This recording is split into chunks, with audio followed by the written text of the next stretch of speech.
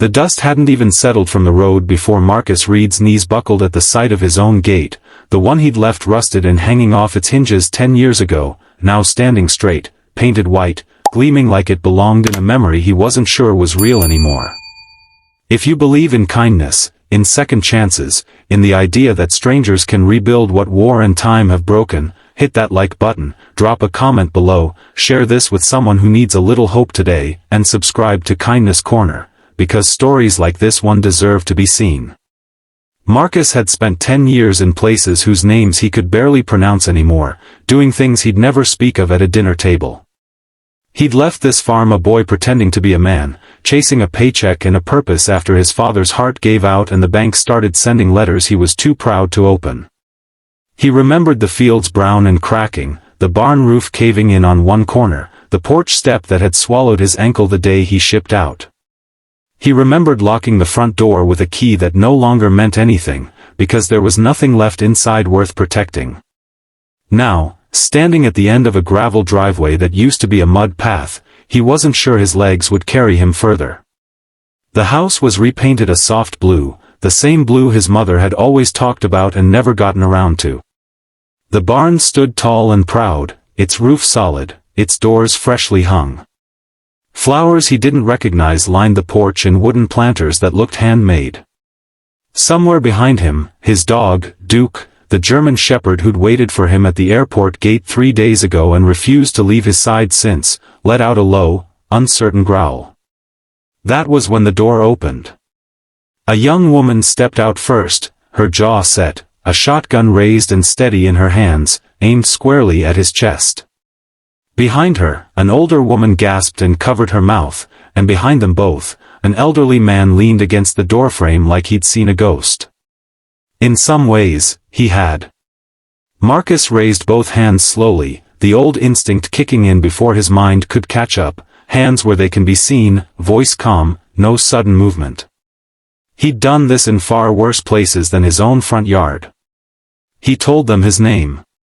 He told them this was his father's land, his grandfather's before that, and that he'd been gone 10 years serving overseas and had nowhere else on this earth to come home to. For a long moment nobody moved.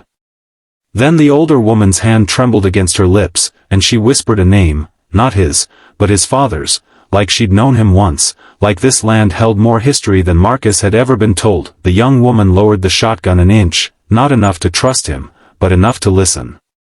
She said her name was Sarah, and that 3 years ago, when the county was about to auction this land off for unpaid taxes, her father, the old man behind her, had stood up at a town meeting and refused to let it happen.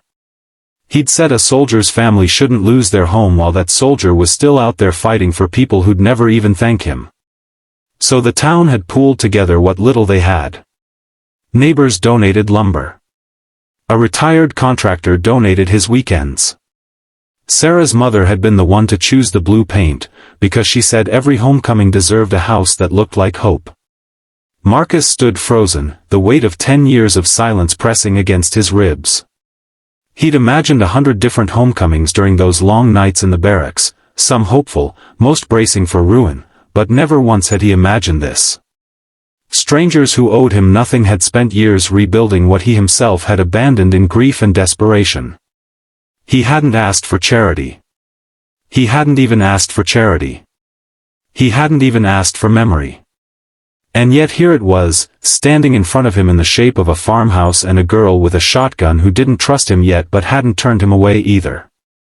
The days that followed were quiet, careful ones. Sarah's family didn't leave immediately. They'd been staying in the old caretaker's cottage out back, tending the property because no one was certain the soldier would ever come home to claim it. Marcus found himself sitting across from the old man, whose name was Walter, on the very porch steps he used to trip over, listening to stories about how the town had rallied, how Walter's late wife had insisted they do it anonymously so no debt would ever hang over Marcus's shoulders. Walter's voice cracked when he admitted his own son had died overseas years before, in a war that took and gave nothing back, and that rebuilding this farm had been the only way he knew how to grieve without drowning in it. Marcus understood grief. He understood the strange arithmetic of loss, how sometimes the only way to survive it was to give something back to the world instead of demanding it return what was taken. Slowly, cautiously, something like trust began to grow between them, not forced, not rushed, but earned in small moments. Sarah teaching him where they'd move the toolshed, her mother insisting he eat a real meal instead of army rations, Duke curling up at Walter's feet like he'd known this family his whole life. There were harder nights too. Nights when Marcus woke covered in sweat, certain he was still somewhere else, certain none of this was real. Nights when the guilt of all he couldn't tell them clawed at his chest. But every morning, the blue house was still there. The barn was still standing. And someone was always awake before him, coffee already brewing, as if to say, "You are allowed to stay." By the time autumn rolled around, the fields Marcus once left barren were green again, planted by hands that didn't have to help but chose to anyway. The gate his father used to fix with wire and prayer now swung smooth on new hinges. And the family who had rebuilt his home out of grief and hope had become, without either side quite realizing when it happened, something very close to his own. If this story moved you even a little, please don't scroll past without letting us know. Take a moment to like this video and share it with someone who might need a reminder that kindness still exists in this world. It means more than you know. And before we go, we have one small request. Comment the word home below if you believe every soldier deserves one to return to. Marcus Reid came back from war expecting nothing but silence and ruin.